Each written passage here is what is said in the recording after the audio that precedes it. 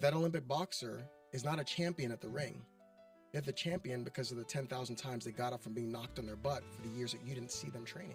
Acknowledging outside sources of strength, whether divine or human, it somehow diminishes our personal achievements.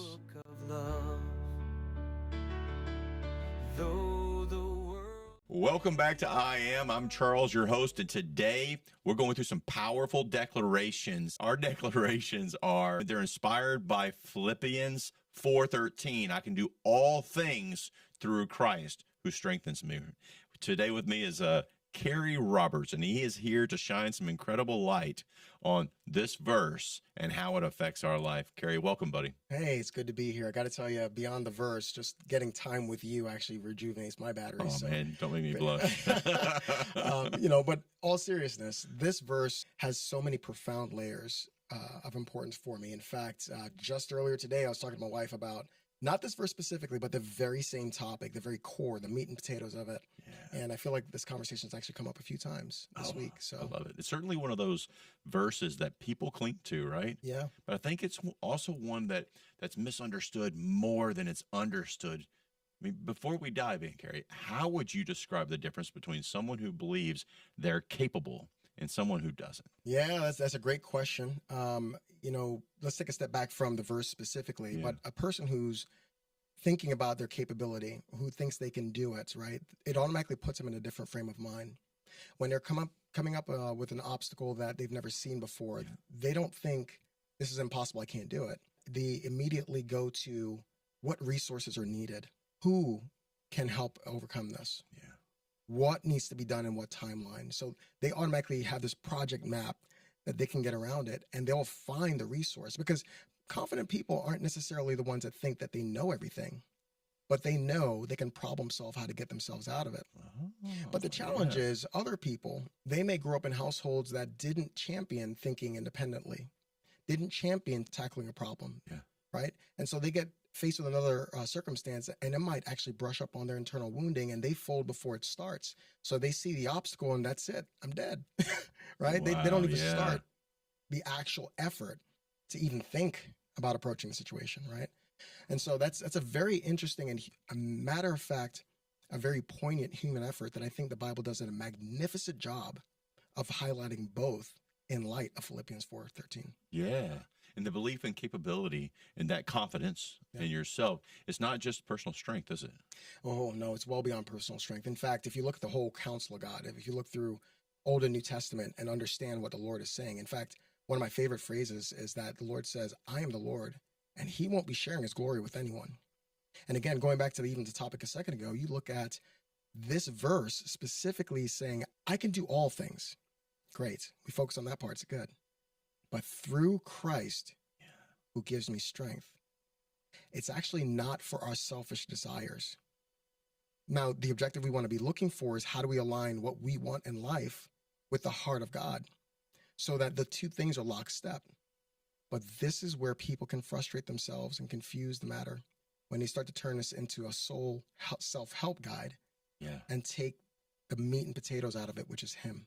It's him. And I'm glad you said that, because that divine part, the divine aspect, is something I'd really like to dig a little bit deeper into, because how does faith play into the sense of capability, into your sense of your capability, right? I think a lot of times what happens is, especially when we're new to faith, is you tend to read into the Bible where you currently are, instead of actually reading the Bible and let him read you, right? Or David would say, test my heart. And so a lot of times, depending on where you grew up in the world, and see, I'm fortunate because I wasn't born in the country, so my culture in the household was different as I learned the culture that I was brought into. And so we have a habit here of the self-help, pick yourself up by the bootstraps culture, and we can do and conquer anything. And there is a level of truth there to that. But the thing is, the Bible actually gives a lot of indication on both ends of the spectrum to show what this is really about. I can do all things through Christ who strengthens me. The main mission in history is about his story, in which we are characters and the affect, the object of his love. We are not the major player. We're Juliet, right? And so the whole concept here I want to put into context for you. I'm going to put two different contrasts in mind for you. Yeah. Moses was in a situation when he was born that they were killing all the firstborn males, not firstborn, just males in general. His family wanted to save him. He's an orphan. He's living in Pharaoh's house. He grows up, and then when he realizes his lineage, he gets upset, ends up killing one of the guards and runs out to the wilderness. But the guy has a stammering, stuttering issue and lack of confidence because he knows he never belonged in that house. Yeah. Right? He knows he belongs to those people, but they won't fully accept him because he's been pampered his whole life. And now God's going to say, I need you to go back and tell Pharaoh to release my people. And he argues with God that I can't do it because I don't have the confidence. I stutter. And he says, I'm going to have Aaron be to you what you are to me. What happened? Let me ask you a question. Talking capability. How many humans do you know can touch a piece of stick to part a sea? How many dudes can tap with a stick, not a jackhammer, and split rock so 2 million people can drink water? Yeah. How many dudes do you know can have angelic bread show up? I tell you the truth, all of that was done so God alone got the glory. Yeah. And God honored the one who's not capable so that people understand the relationship. Versus Joseph was sold into slavery. His brothers hated him. And he spent the entire life, the whole reason Moses was the end cap, the beginning of that, Joseph himself literally was sold into slavery, was accused of trying to rape an official and was imprisoned for it. That doesn't seem very fair, does it? No. Now, dude was smart to the point that at some point, Potiphar realized, I can make some money with you, man. I can really help run my affairs here. Eventually, because of what the Lord had planned, he ended up ruling over Egypt under Pharaoh. Not a common place. The end objective was he was never equipped for that mentally, but actually the Lord did prepare him for it, didn't he? Yeah. His whole life he was prepared for it, and he didn't know it. He didn't have the confidence, but when the time came, he was ready. Yeah. Because the Lord strengthened him for the task, right? Yeah. David writes down in the Psalms, it's the Lord that strengthened my hand for war. David was a boy when he faced off with Goliath, when trained murderers, warriors for Israel were cowering. Yep. Gideon was hiding when an angel came and called him a mighty man of valor because Gideon lacked self-confidence. Here's the key difference when it comes to Philippians. It's not about you and what you think of yourself. It's about what you think of him. It's about where you're putting your confidence. I'm not against being a self-starter and to be bold and to take steps 100%. Yeah. But this is where, especially a new Christian can really, this is where I think the church has fallen flat with a lot of scripture because they've let the culture determine our theology and not theology guide the culture. Yeah. The fact of the matter is we can do all things through Christ who gives us strength, but are you doing what the Lord wants? Or are you doing it in your own strength and attributing it to God? Because that's what the Pharisees did. Yeah, and a lot of people, they inject their own will or their own personal desires. That's why you see youth fighting so much. Right. That's why you see so much anger. Right. You know, their strength isn't through Christ. It's through their flesh. That's scary too. And his vanity is pointless. It is. No, I completely agree. Personal stories always resonate with the listeners, you know. I mean, when we have conversations and we go into great depth. I think it's profound, especially when you reflect, because think of it like car batteries, right? Yeah.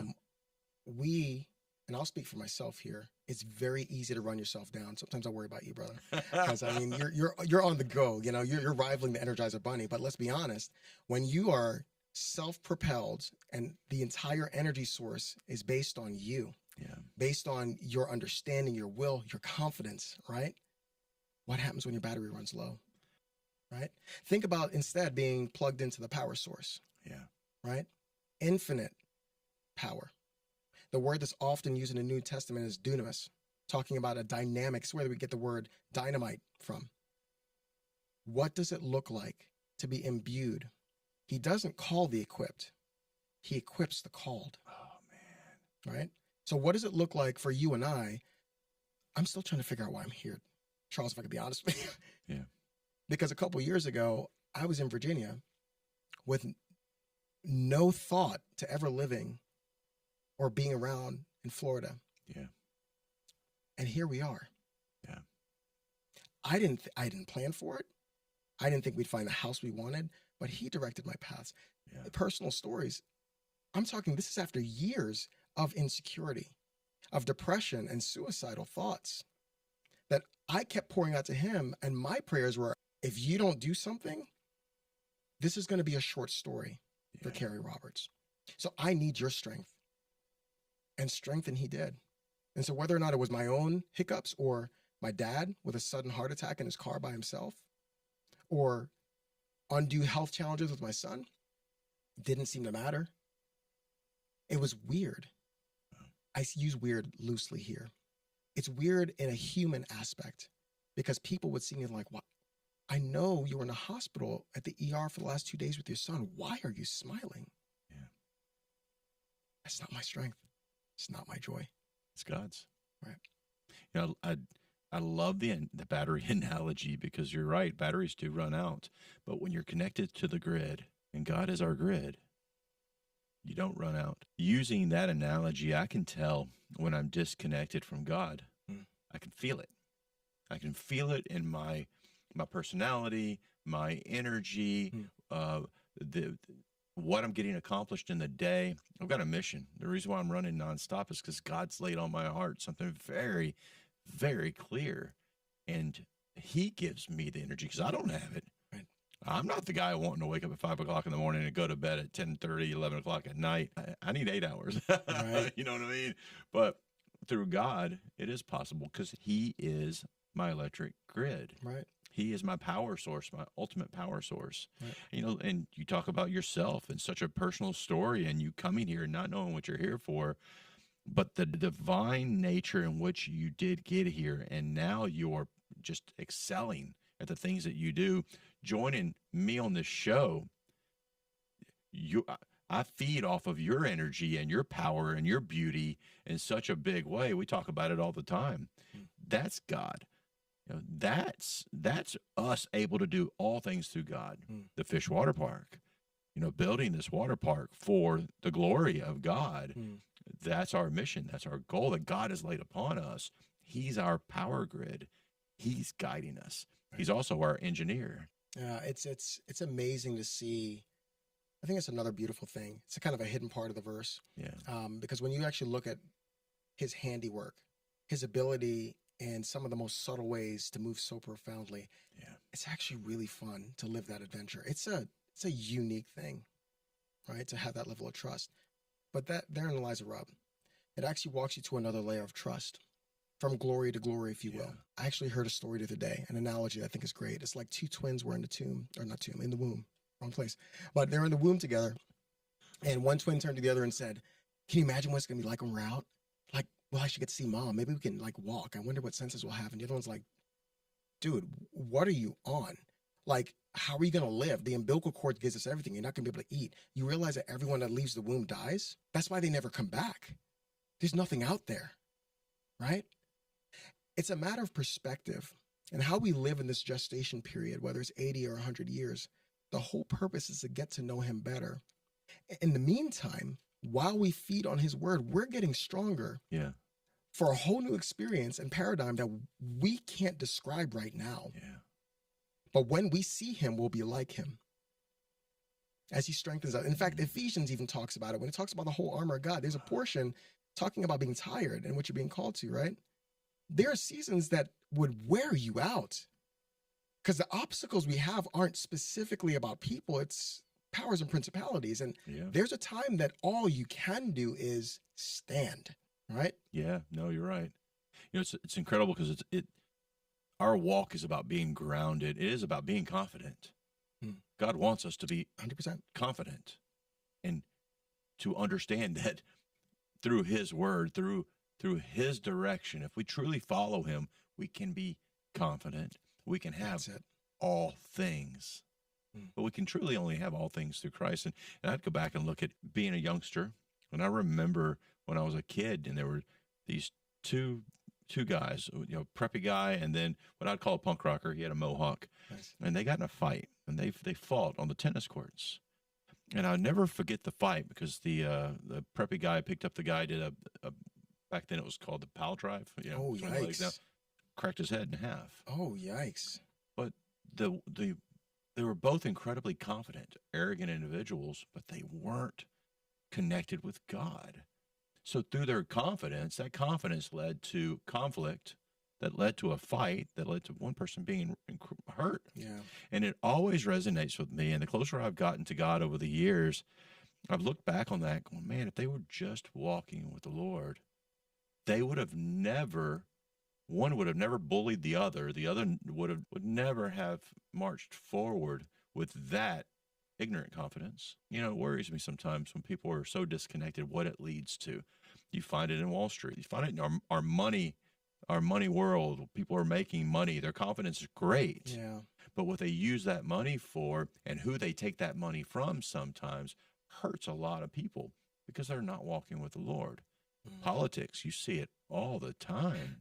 Full display. Great confidence, Yeah. great, incredible speakers. But if they could just use that, if they could use that strength, that incredible gift that they've been given for the right purpose, what they could do to this world is incredible. The gift would be amazing. I remember the one time we talked about the land that were given to the Jews, and they just didn't take it all. You know, they didn't have the confidence to march and take it all. They're like, we've got enough. Well, that's not what God wanted. Right. I mean, it's such a critical paradigm. It's so beautiful, especially when you're talking about confidence. I mean, even think about the last example, right? Think about, I want to say it's Aaron, forgive me for drawing a blank on this now, but when the 12 spies went into the land after they crossed the Jordan, right? And you had 10 of these spies come back and say, man, we're like grasshoppers in their sight. And, you know, the Nephilim's offspring are basically here. We can't take this land. This is crazy, right? Versus 2 came back, it's like, we got this. God said, we're good to go. We got this. They did it. Now, the 10 who gave what's called an evil report, why is that called evil? They were speaking in the natural. They saw guys that were twice their size, food that they literally had to carry on a beam, right? Grapes, right?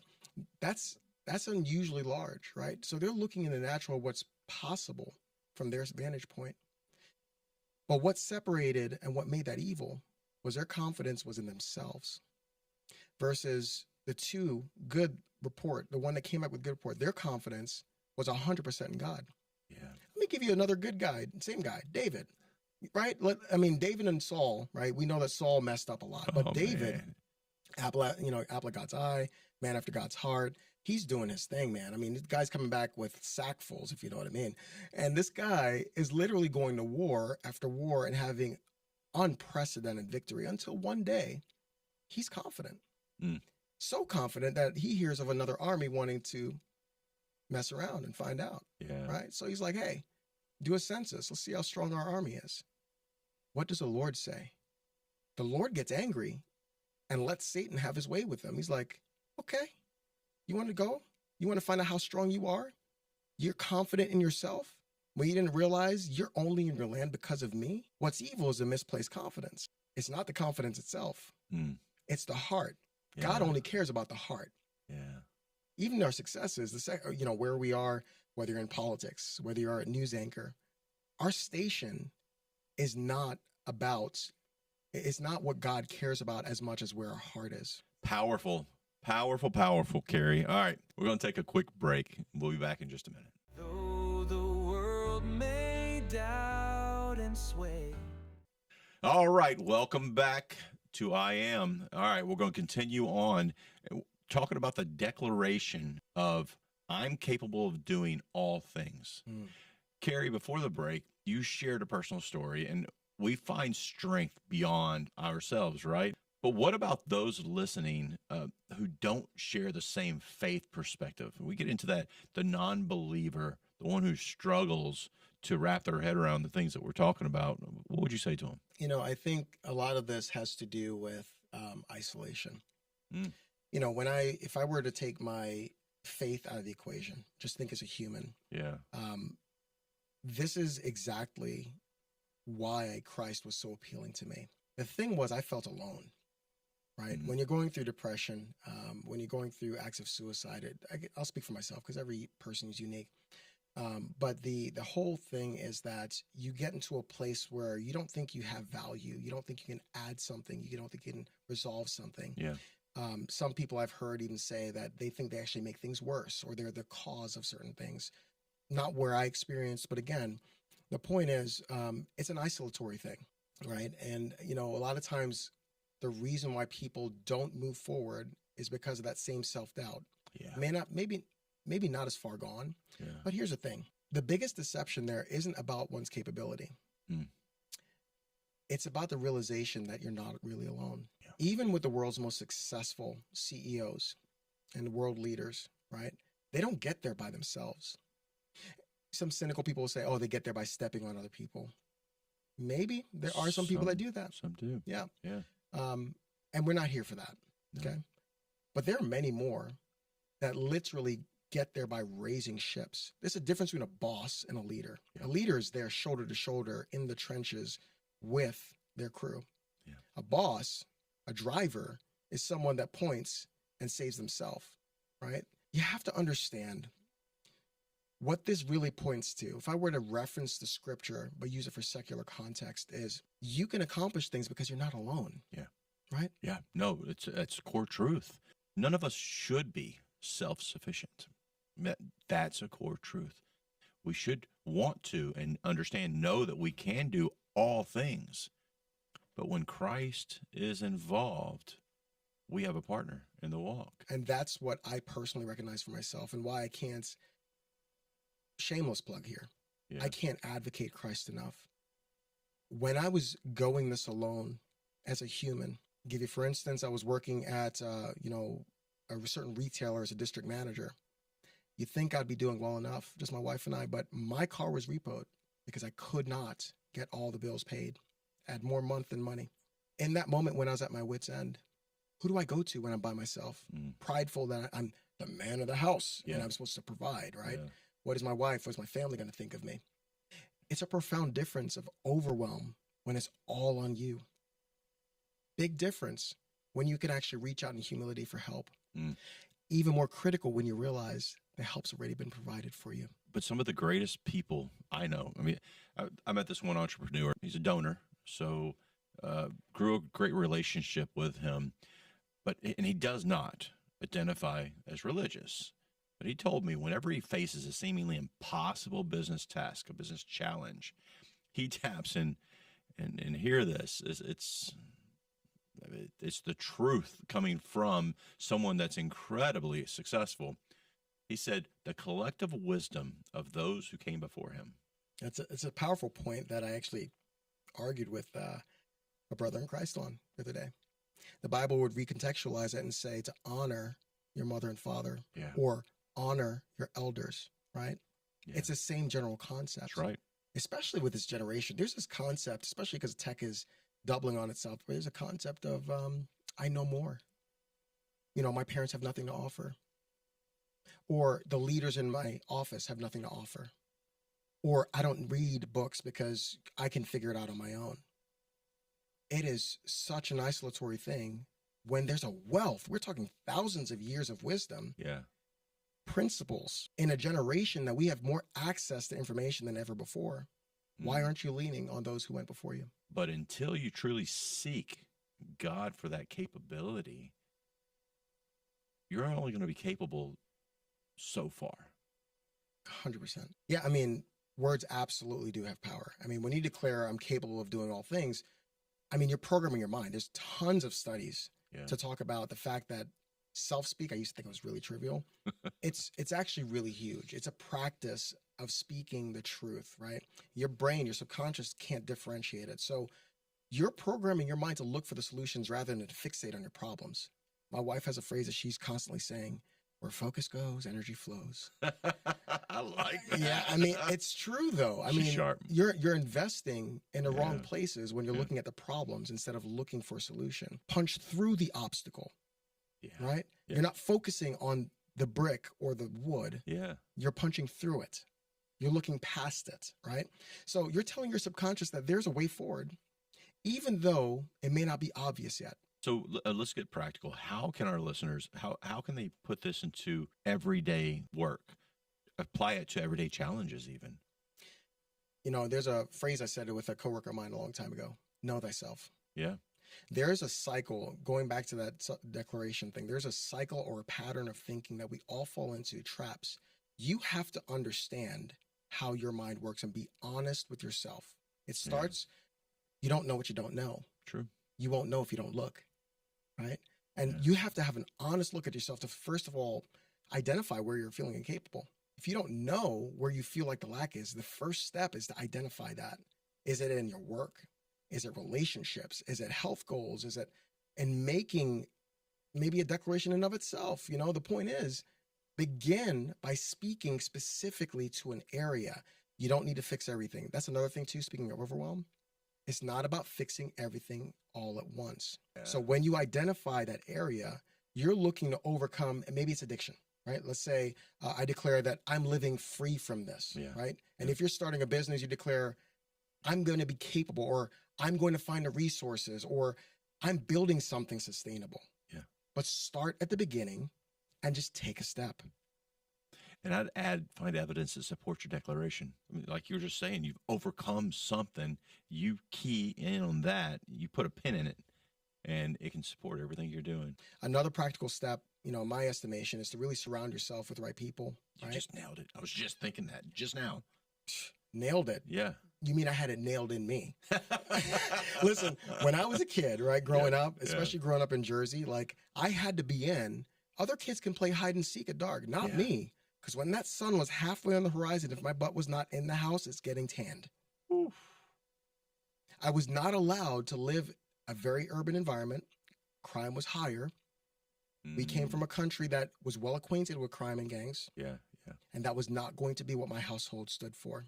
Good. And so my parents drilled in me that you are going to be shaped by your environment. And see, a lot of people get trapped here thinking that, oh, well, this is going to be funny. I can fix them. Yeah. Relationships, dating, marriage, I can fix her. I can fix him. That is a lie. I agree. There's a certain time and place where you can influence others. But if you steep yourself into an environment, two things happen. Yes, you might ooze on them, but the point is who you surround yourself with. Is that really going to reinforce what you're declaring? If you're saying that I'm going to work out of my situation because I'm broke, and I don't have a college degree, but I'm going to be the CEO one day. Yeah. And your friends are saying, you're broke. Your mom's been broke. Your granddad was broke. You'll never be anything. You need to stop thinking so highly of yourself. How long before you just give up because your first failure reinforces their lie, as opposed to the fact that you can do something different? Yeah. You just nailed it. We need others to hold our beliefs sometimes for us. I mean, when they hold the belief, it instills that value in us and we rise up. Oh, absolutely. That's, I just had a long conversation about, those living in poverty and what keeps them held down in poverty. And it has everything to do with their belief and who they're surrounding themselves with. And when you change that, you change them. Yeah, I think with the challenges, it's almost a bit of PTSD, raw nerves, because I think most people, especially in our culture, are enamored with ease and comfort. And so the challenge is we are always looking for the easiest path to fast money and fast wealth, to our own comfort devices, things we want. And we miss it because what we don't realize is your long-term success is dependent on the life lessons you learn. And those life lessons, the capabilities, are built. Those are the muscles that you strengthen when you overcome the challenges. Oh, yeah. Look, that's why avoiding challenges, it weakens us at the core. 100%. You're anemic. You're weak. Take it back to a gym reference. You can't expect to walk into a gym and bench press 300. I've never been able to bench press 300. But the point I'm saying, it takes a certain amount of death to get stronger. Yeah. That sounds crazy? Seriously, what do you That's think right. growing muscles are? You are ripping and shredding your muscles that heal. But when you do it methodically, when you understand the technique, best yet, when you have a coach that can help drive you beyond what you think your limitations are, that can help guide you, or when you're failing because your muscle or your strength's giving out, they can help support you and lift you up. Yeah, but Carrie, we don't have a perfect wife like you that just is the coach of all coaches that coaches you 24/7. Yeah, but let's be real. We don't always like to be coached, right? That's true. And that's to my detriment, right? Look, that's so true, man. That's excellent advice. I love it. But before we continue on, let's take a break. We'll be back in a few minutes, and we're going to continue discussing the declaration of I can do all things. See you shortly. God said it, I believe it, that settles it for me. All right, welcome back. Again, I'm Charles. This is Carrie. We are going through the declaration of I can do all things. Let's talk about some of the misconceptions people have about capability. Well, I think one of the biggest misconceptions that I know I had is that being capable means that you're never struggling or never feeling self-doubt, right? And that's simply just not true. No. In fact, even the Apostle Paul, he wrote the verse that we're discussing, right? And it's documented throughout his struggles, throughout his levels, or his letters, consistently. It's a good point. Capability doesn't mean it's easy. No, not at all. Nothing to do with it. No, not at all. I mean, in fact, the declaration, I'm capable of all things. I can do all things. It's most powerfully precise when things are difficult, right? When things are bigger than yourself, right? It's in the struggle that the capability is being developed and the character is being revealed. But in the context biblically, going back more for a biblical lens, that's actually the profound beauty of it, because this is about the Lord showing through his people that he works through us profoundly here. Yeah. Back in the normal world, if you will, for those who are more secular, again, this is the golden moment. People praise people that, win the Olympics, for instance, but that Olympic boxer is not a champion at the ring.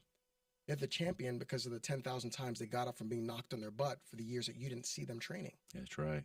That's right. Another misconception I've encountered is acknowledging outside sources of strength, whether divine or human. It somehow diminishes our personal achievements. I mean, that's a big one. Yeah.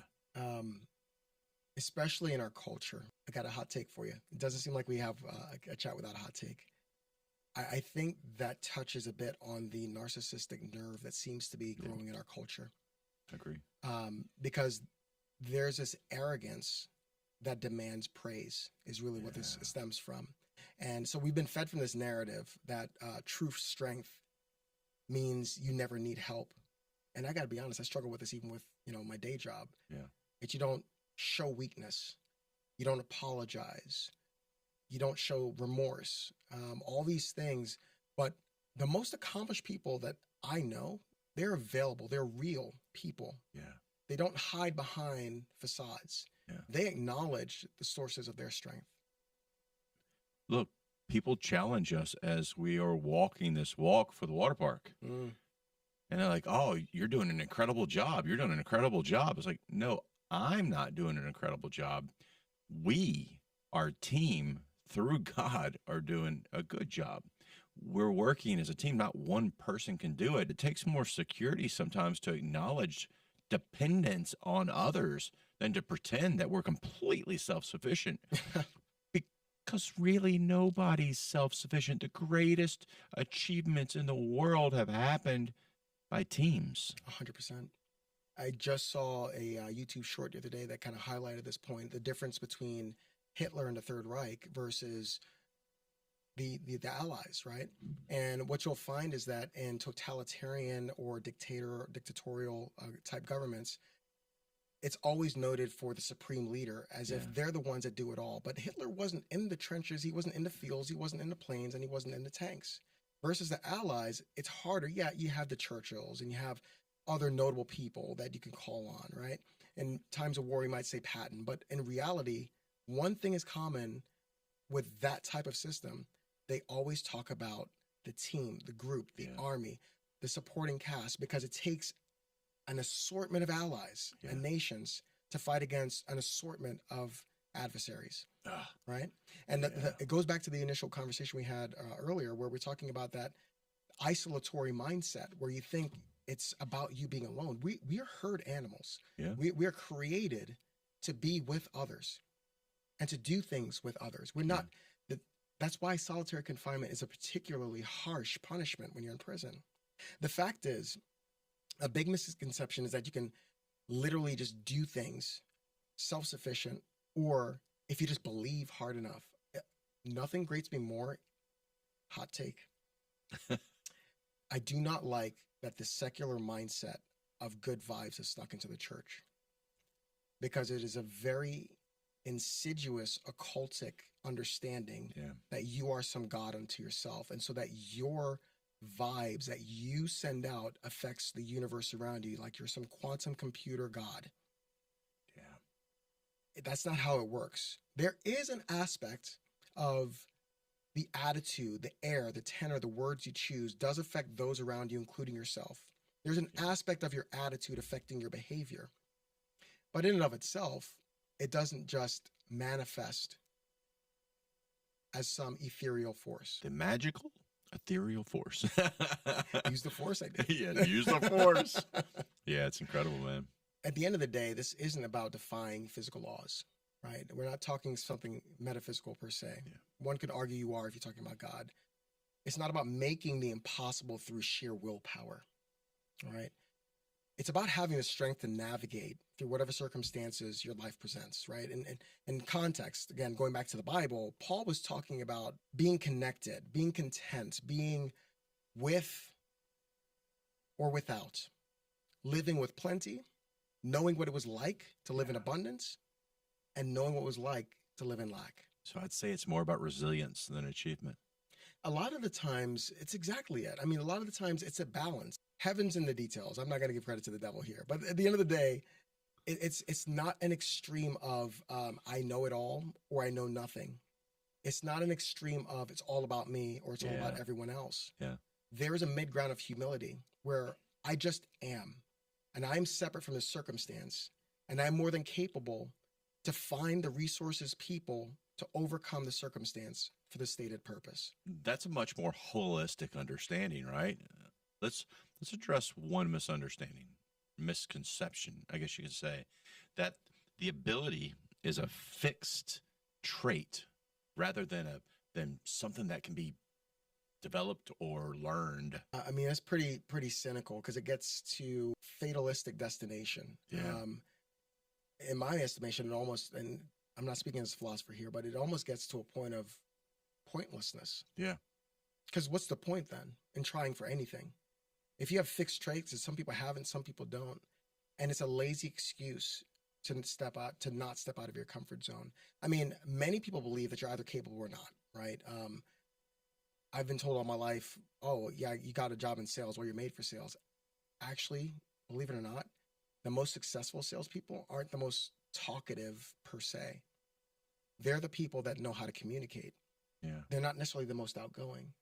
But we attribute in our perspective a certain idea that capability is like a muscle and it grows stronger because you're inherently strong.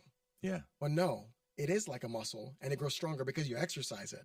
And yes, we all have different aptitude levels, different personality levels. And so it might show differently in you as you mature and grow. But that doesn't mean it's something that you can't get stronger with. So every challenge you face is going to build that capability in you within your personality. So let me ask you this, for especially for the listener out there that is facing a challenge that they don't feel they're capable of facing or winning the fight, right? What would you say to them? So let's go back to a question you asked me earlier. Why do you think you can't fail? Where's the genesis of this thought? Because in general, people are looking at the whole picture. They're looking at the elephant wondering, how am I going to fit that in my stomach? Instead of worrying about all that, understand two things. First of all, is this my fight? I think a lot of times too, where people fail sometimes, they force themselves in situations that they really shouldn't have been in. Yeah. But if this is something you should be in and it seems bigger than you, then what do you lack? Yeah. That's where you start. You take a look at things piece by piece. It's instead of feeling like you're incapable, which is totally normal, by the way, but it's not the final say. You start by taking a small step forward and you declare to yourself, I'm taking this step. I lack this. So let's say, for instance, I'm starting a business. I've never started a business before. Yeah. So where do you start? I mean, in an age where internet's right there or AI's right there, or I'm sure most people know a small business owner, why don't you go start with a cup of coffee?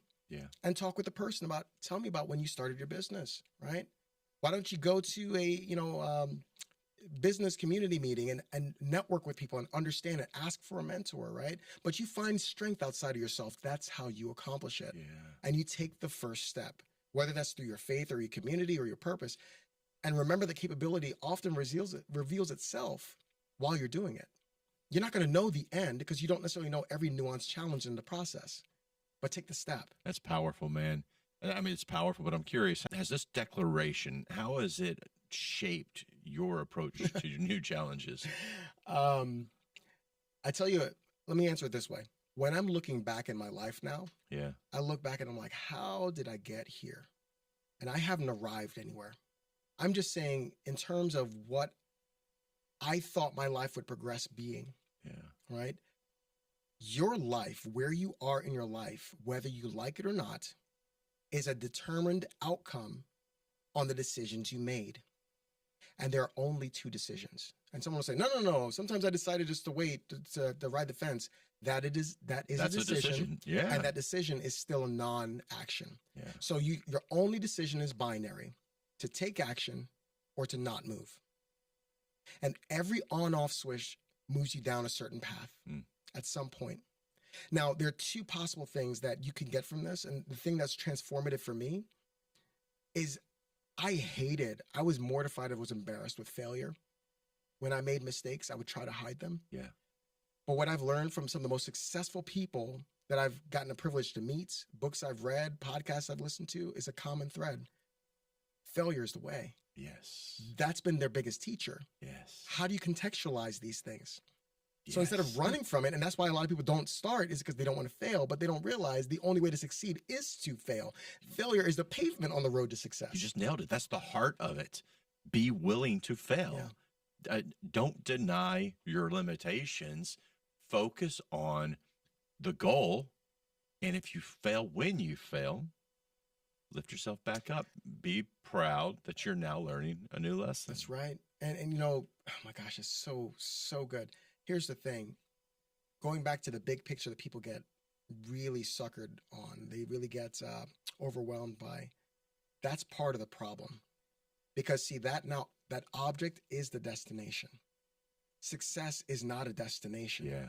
It's a journey. And I'm not trying to sound like Right. some sort of motivational speech thing. That sounded like a motivational speech. No, but the reality is, Our listeners they're catching on. but that's why you'll see someone, 70, 80 years old, and they're just like, man, I just love talking to this guy. He's so wise. Yeah. That wisdom was built over the 70 years of Right. a life of failure. And every time they keep refining and refining, a better analogy is a samurai mazurame. You're making a Japanese sword where they get put into the fire, they get pulled out and hammered hard. And then they get folded because that's not enough. And then they get splashed in a bucket of ice cold water and then tossed back into the fire. Then they get hammered hard and rinse and repeat. Yeah. Yeah. But the end product is a steel that is so flexible that it can take multiple hits and bend and flex without shattering. Oh, man. Yeah. Instead, most people would rather be a rigid piece of iron that when something really aggressive comes and hits it, it shatters. Yeah. What are you trying to do? Instead of perpetuating this image of looking and being tough, allow yourself to go through the fire. Yeah. Or as the Bible put it, let God take the dross out and refine you. Walk softly. My grandfather was probably one of the most accomplished, wisest people I've ever spoken to. And I have interviewed, I've had incredible mentors, some successful people that I've spoken with, and that none of them held up at all to my grandfather, his wisdom and his age. He had been through it. He had been through the mud. He had crawled through the mud. He had lost everything and built himself back up to great successes. And he learned from his failures. And he would always say just that. Be willing to fail. Don't be afraid of it, because those that are afraid of failure don't take chances. That's right. And I thought that was powerful. Yeah. Well, so look, any last comments you'd like to share with the audience about this topic? This is a meaty topic. Yeah. We had a lot of topics or points that we kind of touched on, and I'd really encourage from two different vantage points, from just a secular, practical, down-to-earth point of view. Yeah. Measure your steps, but take the steps. Don't sit. Don't lay down. Yeah. Don't complain about someone else that took the steps and failed. Don't mock them, because even if they failed in front of you, Yeah. they're ahead of you. Take your step, right? But for brothers and sisters in Christ, this takes on a paradigm, a level that you are doing yourself an immense disservice if you trivialize. Yeah. The verse that we started with here is true on every practical level. It's the foundation of all success principles, in my estimation. But it's so much more than that. You owe it to yourself to really seek the one who's called you, because he's the one that empowers and blesses. And you would be shocked to see what you're capable of doing. It's one thing to build a wall. It's another thing to split a sea. Oh, man. You know, I would like to add to that, just because you think you are capable doesn't mean that you have all the resources. But what you do have is you have access to the resources, right? And that resource is Jesus Christ. Carrie, once again, an amazing night, amazing show. I really appreciate it. I want to thank our audience out there for joining us on another episode of I Am. Walk your walk. Walk with confidence. Know that you're perfectly capable, but you have the resources at your fingertips. They are there. They're in the Bible. Open it up. Take that journey with the singular person that can help you accomplish anything and everything that you want in life. Remember, keep searching, keep questioning, and keep seeking the truth. You're not alone. We'll see you next week on I Am. And I stare